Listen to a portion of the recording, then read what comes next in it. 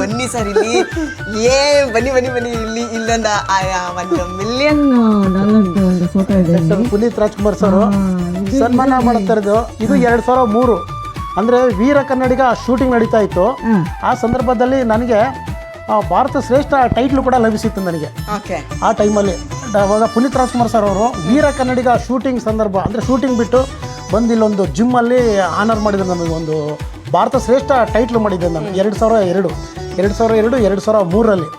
ಆಗ doctor Puneeth Rajkumar sir ಅವರು ನನಗೆ ಆನರ್ ಮಾಡಿ ನೀವು ನಮ್ಮ ದೇಶದ ಆಸ್ತಿ ಇನ್ನೂ ಮುಂದೆ ಅಚೀವ್ಮೆಂಟ್ ಎಲ್ಲ ಮಾಡಿ ಅಂತ ಹೇಳಿದರು. ಆಗ ಹೇಳಿದ ತಕ್ಷಣ ನಮಗೆ ಅಂಥ ಒಬ್ಬ ದೊಡ್ಡ ಸ್ಟಾರ್ ನಟರ ಮಗ ಇಷ್ಟೊಂದು ಪ್ರೀತಿಯಿಂದ ನಮ್ಮನ್ನು ಹಾರೈಸ್ತಾರಂತ ಅಂದ್ಕೊಂಡಿರಲಿಲ್ಲ.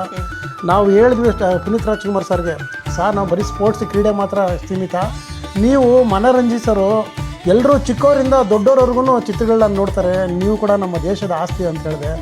ಪುನೀತ್ ರಾಜ್ಕುಮಾರ್ ಸರ್ ಸ್ವಲ್ಪನೂ ಕೂಡ ಯಾವುದು ಒಂದು ಸ್ವಲ್ಪ ಅಹಂಕಾರ ಯಾವುದೂ ಇಲ್ದೇ ನಮ್ಮಂಥವ್ರಿಗೆ ಒಂದು ಕ್ರೀಡಾಪಟುಗಳಿಗೆ ಗೌರವಿಸಿ ಪ್ರೋತ್ಸಾಹಿಸಿದರು.